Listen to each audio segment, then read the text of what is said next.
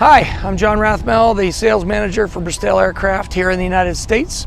I'm standing beside the Bristell 915 IS. I've been with the company for a number of years now, and our team is comprised of guys like myself. I'm former military C-130 pilot. Started out with the U.S. Air Force, then I flew with the airlines, subsequently been flying all the different LSAs that come through. We have a repair facility up in our facility in Lancaster, Pennsylvania, and our team has been working on all the varieties of LSAs, doing full body repairs as well as maintenance, Rotax heavy and light maintenance, and we've been importing for BRM Aero this plane for the last several years. I blame this all on my mom.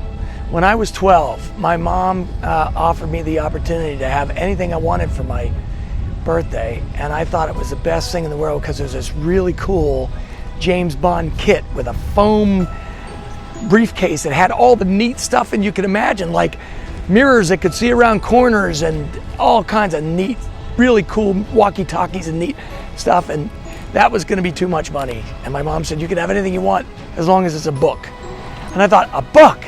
Who wants a book? What 12-year-old? I don't want a book. And I ended up with a book called Anyone Can Fly.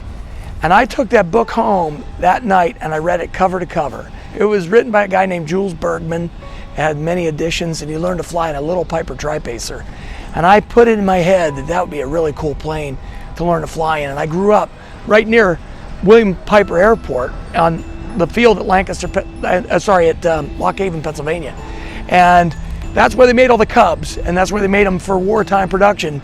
So I was very familiar with Pipers, and it came to pass that I learned to fly in a 1958 Piper Tri-Pacer that was made there at that same field. So from a 12-year-old kid, I got in my head I wanted to fly, and from that moment forward, my grandfather and dad had been in aviation in the military, and from that moment forward, I was destined to want to be a military pilot, which I was lucky enough to achieve. I met my partner Lou Mancuso when we were out at a show one time, and Lou and I kicked off a great friendship. We had a raucous, fantastic, fun evening.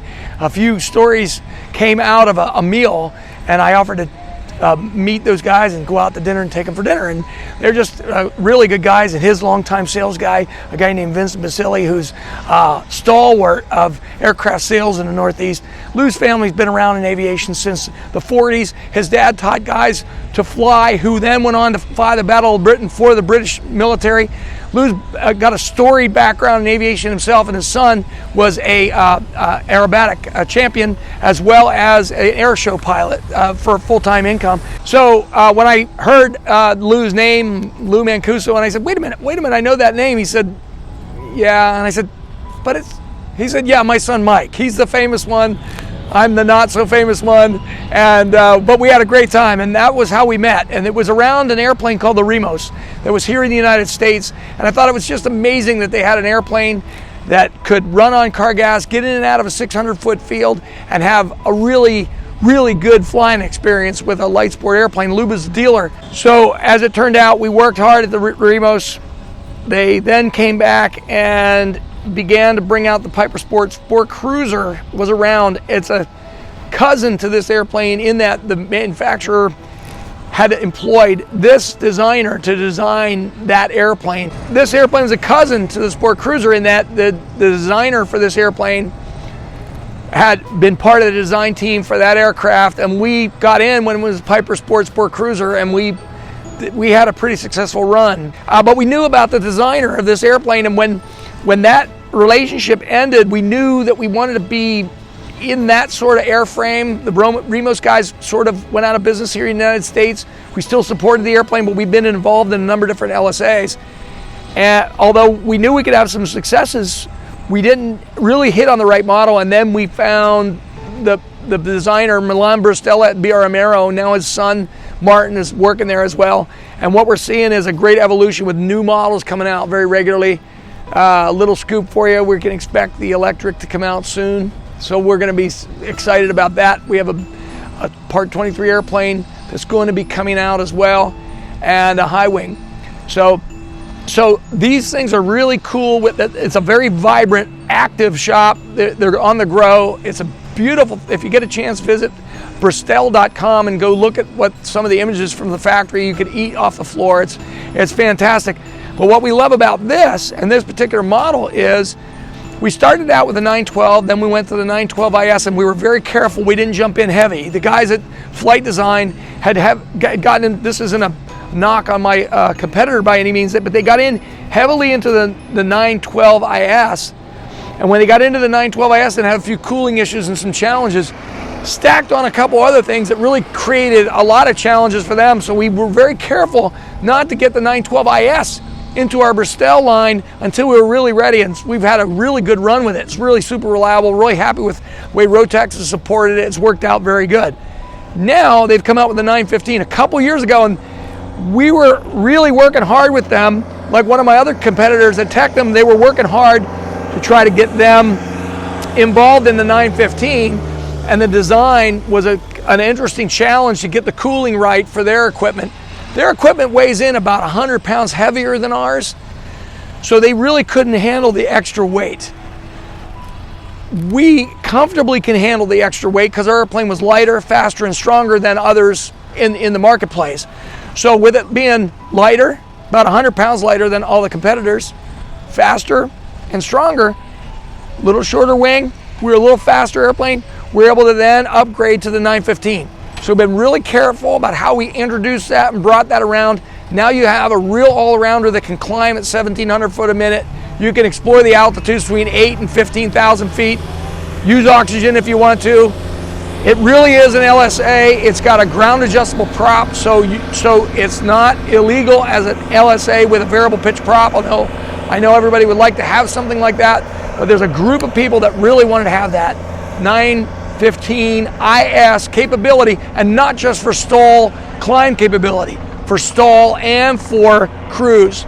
So today's trip up with a 14 knot headwind from Sebring to Peachtree DeKalb was about 3 hours and 55 minutes, 3 hours 50 minutes with a 14 knot headwind at 8,500 feet. I was in the cool air, 120 knots comfortably, indicating on the true airspeed at 5,200 RPM. Those are probably some of the nitty-gritty details that some of your guys at your channel would like to know. You know, that's how it really works. Widest cabin in class. So when the designer came out with a faster, lighter, stronger, wide, comfortable airplane with the most horsepower you can get and an injected engine, so you're getting really good economy. I was burning 5 gallons an hour of car gas coming up here. This company has grown organically with a family experience and a strong connection to our customers. And that's another reason why this airplane is like the Cirrus, because the customers are probably the best part of this airplane. We have a great design, a great airplane, great support, good team selling the airplane, and now our customers are falling in love, and they're really great folks. So I'm really lucky to have the best customers in the industry. That's why it's like a Cirrus. Okay, we're back in the hangar now. As we were out on our ramp, it was gorgeous outside for a while. Now some big weather is starting to push through. So we're back in the hangar. So you can see this airplane looks just right at home among all these other great aircraft. For those of you who are home, maybe you're quarantining and stuck, we're out at the airport having fun. Moving the airplanes, getting them in and out. There's a big storm pushing through. We'll try to get a little snapshot of how the big weather was pushing through. So, okay, so you talked about the Cirrus. Now, something more specific about this airplane. We're talking about earlier about the IFR. Like, yes. You use this plane as a light sport? Yes. For IFR. Talk a little bit about that. You can use a light sport as IFR because, as you know, or maybe not, a couple of little requirements you're going to have to do is meet the requirements of FAR 91205. So FAR 91205 gives you all the requirements of what an airplane would need. So we both know, like, a Piper Cub could be IFR if it was certified and had all the instruments that are laid out in 91205. Then the pilot has to have an IPC and appropriate rating. So if you can do that, the airplane can fly IFR. This airplane as an SLSA can be rigged up to meet the requirements of 91205. Now, you can't fly IFR with an LSA ticket, so to speak. But if you have an IFR ticket and you meet 91205, you can put the equipment in the airplane, and in that way, I guess it's also like other advanced brands like Cirrus and other things. If you wanted a two-seat, low-cost way to fly something like a Cirrus, that would meet the requirements, and you could fly IFR. And in as much as that, you can have all the stuff in the aircraft to fly IFR as an SLSA, no IMC based on the POH.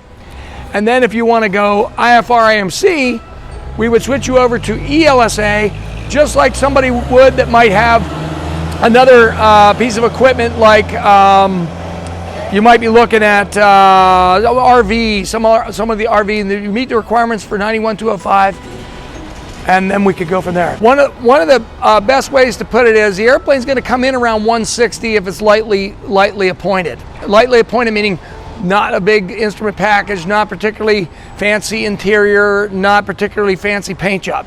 This airplane, as you see behind me, this one is a white airplane with a graphic job.